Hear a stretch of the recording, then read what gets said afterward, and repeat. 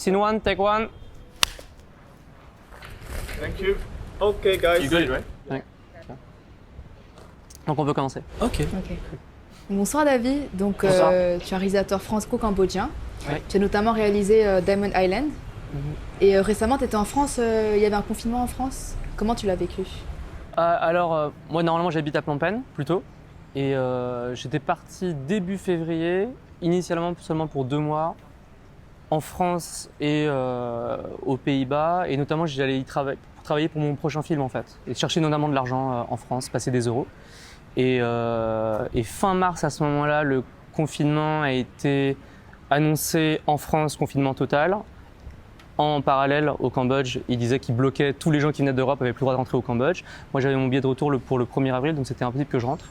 Là, il fallait décider, et en Europe, c'était vraiment franchement la panique à ce moment-là, parce qu'il y avait une incertitude totale sur qu'est-ce que c'est le virus, comment il se transmet, à quelle vitesse on peut être contaminé. Et j'étais à ce moment-là chez mon ami à Amsterdam, et j'ai décidé d'y rester. Alors que j'ai vraiment hésité à aller rejoindre mes parents en Normandie, parce qu'à ces moments-là, on va être proche de sa famille. Eux, ils habitent en Normandie, mes parents. Et j'ai décidé de rester. Je suis resté du coup enfermé à Amsterdam dans un studio de 30 mètres carrés, comme beaucoup de gens, hein, enfermé jusqu'à juin. Ok. Et j'ai une petite question. Donc en Ouais. soi, tu as été confiné par surprise en fait. C'est vraiment Ouais. tombé dessus comme ça et Ouais. c'était pas prévu que tu sois directement aux Pays-Bas. Non, j'avais prévu de rester juste 2 semaines là-bas. C'était surtout pas prévu que je reste au total 9 mois en Europe. Alors que j'avais prévu de rester seulement 2 mois et j'ai pu rentrer au Cambodge que récemment, début novembre. Donc ça a complètement changé, mais comme pour énormément de gens sur la planète, mon année 2020. Et il a fallu improviser. Tu as pu travailler pendant ce temps-là? Pas du tout. Pas du tout. Et c'est un truc qui m'a vachement étonné parce que j'avais beaucoup de travail, j'étais en pleine préparation d'un film, je le suis toujours. Mais à ce moment-là, il faut vraiment. Je pense qu'on a presque oublié c'était quoi le choc du début du Covid, tellement ça paraît si lointain maintenant qu'on s'est presque habitué au virus, même s'il continue à sévir partout. Mais moi, au début du confinement, début avril, c'était la confusion totale, de pas savoir quand est-ce que la vie va reprendre normalement. Donc moi, j'ai pas pu du tout trouver l'énergie pour travailler et j'ai dû occuper mon temps différemment pendant les 3 mois. Ouais. Et du coup, t'en parles, toi, tu l'as vécu comment ce confinement? Est-ce que c'était plus positif, plus négatif? Enfin, qu'est-ce que t'en sors réellement de cette nouvelle chose qu'est le Sur le moment, c'était, je pense, vraiment les premières semaines, je pense que pour tout le monde, c'était vraiment la panique. Et en plus, on peut rien faire, on se sent complètement impuissant parce qu'on est enfermé. Puis après, il faut occuper son temps quelque part. Et j'étais aussi privilégié de pouvoir rester à Amsterdam et pas être juste à 2 dans un studio, donc pas être dans des conditions plus difficiles que ça. Et donc j'ai occupé mon temps. Et donc au lieu de travailler, j'ai eu un moment régressif de retourner dans ma jeunesse cinéphile, parce que moi je suis réalisateur. Et donc j'ai regardé beaucoup de films avant mes 20 ans, et puis après quand on commence à rentrer dans la vie active, de faire ses films, de faire ses projets, j'ai toujours été un peu frustré de ne pas avoir assez de temps pour aller voir tous les films que je voulais voir.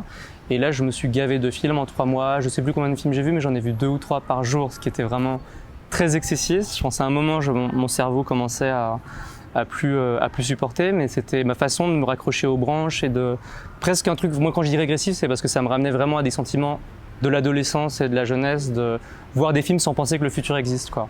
J'ai fait ça. Et il y avait un autre truc aussi qui m'a un peu sauvé, c'est 2 choses. Et j'ai trouvé que pendant le confinement, c'était un truc vachement intéressant. Il y avait un groupe Facebook qui s'est créé dans les premières semaines du confinement en France, qui s'appelle La Loupe, qui s'appelait La Loupe au début, et qui était un peu un site, un peu comme un groupe pour des cinéphiles qui veulent partager des films gratuitement, parce qu'on se disait, de toute façon là, les gens ont rien à faire d'autre que de voir des films, donc autant partager. Et donc c'était illégal. Mais des distributeurs de films ont commencé à se plaindre, à contacter les gens, et ils ont transformé ça. Et La Loupe est devenue un groupe Facebook cinéphile hardcore, où uniquement les films qui n'étaient pas disponibles en DVD en France avaient le droit d'être partagés. Donc on n'avait que des super raretés. Donc c'était vraiment le paradis des cinéphiles.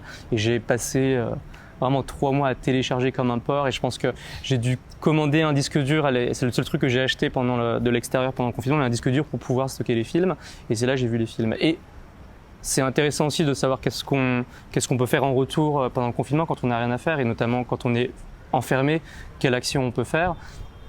Et le truc que j'ai fait à mon niveau, mais qui ressemblait à ce que je peux faire habituellement, parce que quand je suis à Phnom Penh, souvent je montre des films.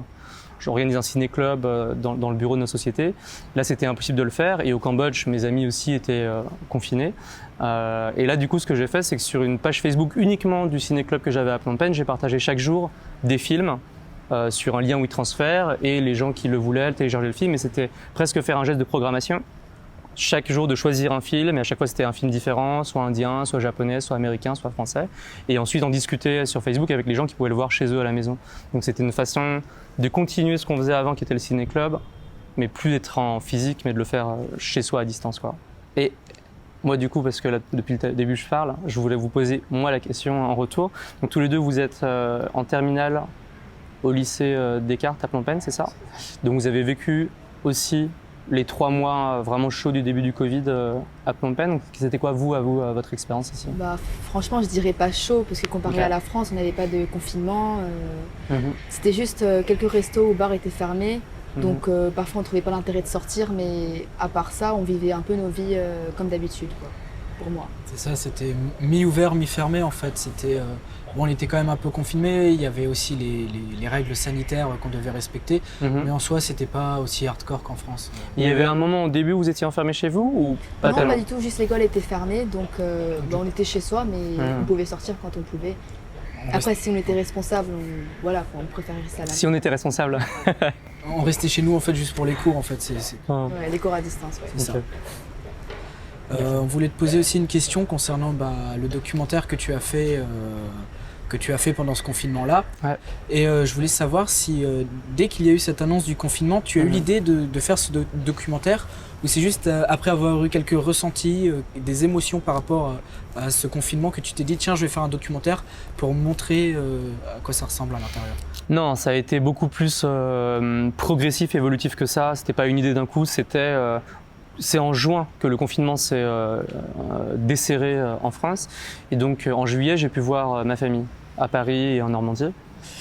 Et j'ai passé du temps avec eux. Et en fait, je pense que c'est pour beaucoup la même chose. Au début du Covid, quand on voit quotidiennement le nombre de morts, le nombre de malades, etc., tout le monde pense à sa famille et il y a un espèce de retour très violent de la mortalité de nos proches, que la possibilité qu'ils puissent disparaître, que presque dans les sociétés occidentales, on a presque oublié cette possibilité-là. Évidemment, on sait que les gens vont mourir, mais que ça puisse arriver maintenant, c'est même plus quelque chose qu'on imagine. Et ça, je pense que tout le monde se l'est vraiment pris dans la figure. Et du coup, sans que j'ai pu le conceptualiser à l'époque, le temps que j'ai passé, je l'ai senti avec ma famille, que ce soit avec mes parents, mes oncles, mes tantes, mes cousins. Quand j'étais en France, le rapport qu'on pouvait avoir ensemble était différent de ce que j'ai pu avoir avant, quand je repassais en France rapidement, un mois, juste en un mois, quelques semaines en Normandie, quelques semaines à Paris, que ce soit l'année dernière ou il y a 2 ans.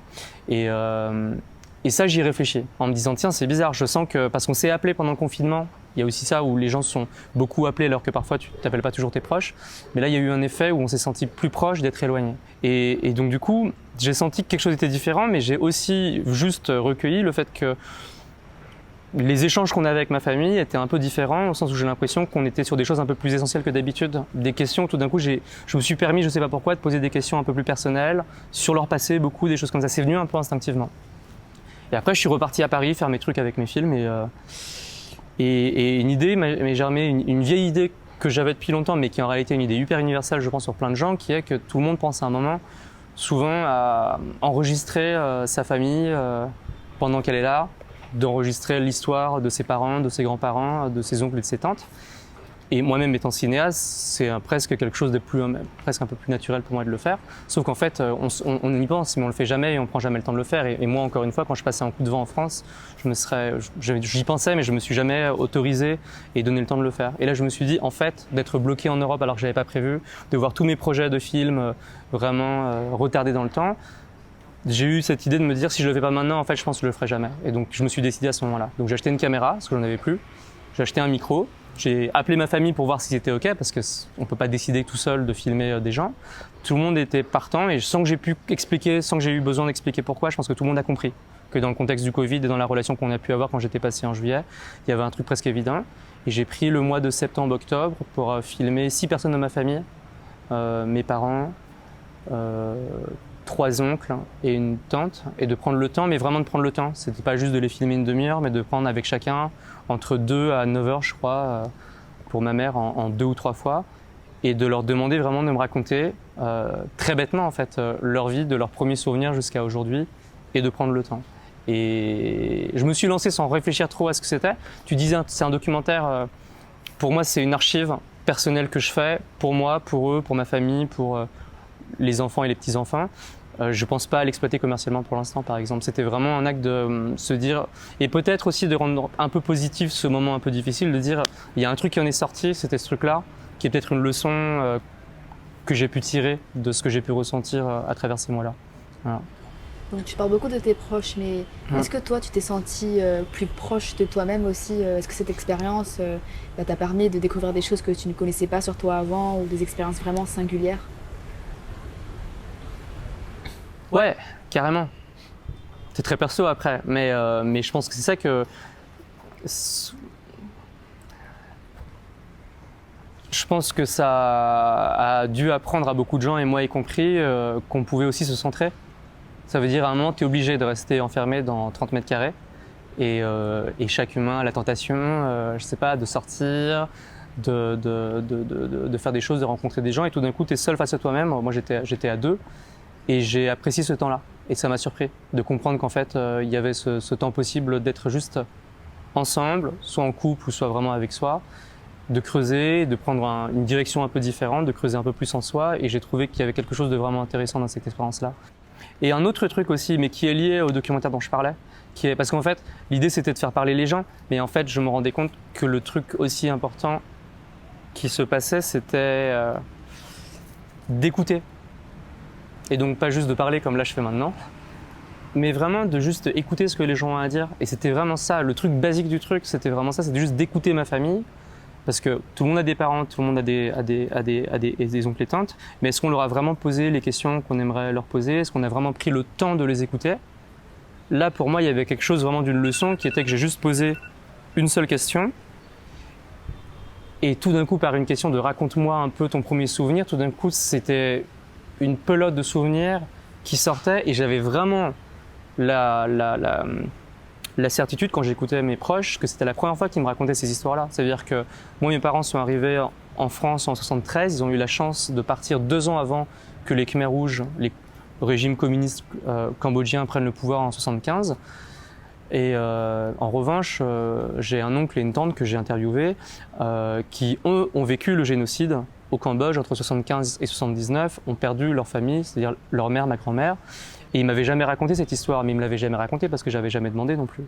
Et peut-être que parfois on se dit, notamment dans des histoires un peu particulières comme l'histoire cambodgienne, tragique, que c'est douloureux de demander, donc on n'ose pas demander. Mais je me suis rendu compte dans cette expérience qu'on a fait là, que dans les bonnes conditions, encore une fois, d'écoute et de temps, il suffisait de poser la question pour que tout d'un coup la parole se libère ou s'exprime, et que cette parole, je sentais vraiment, et ça c'est mon sentiment, qu'elle avait vraiment envie d'être exprimée, et que à la fois mon oncle et ma tante m'ont raconté leur histoire, et que cette histoire ils l'avaient jamais racontée, mais ils avaient besoin de la raconter. En tout cas, ils étaient, j'allais pas dire heureux parce que c'est une histoire très douloureuse, mais soulagés de la raconter. C'est vraiment ça, je pense, que au fond, ce que m'a appris et le confinement et ce que j'ai fait après.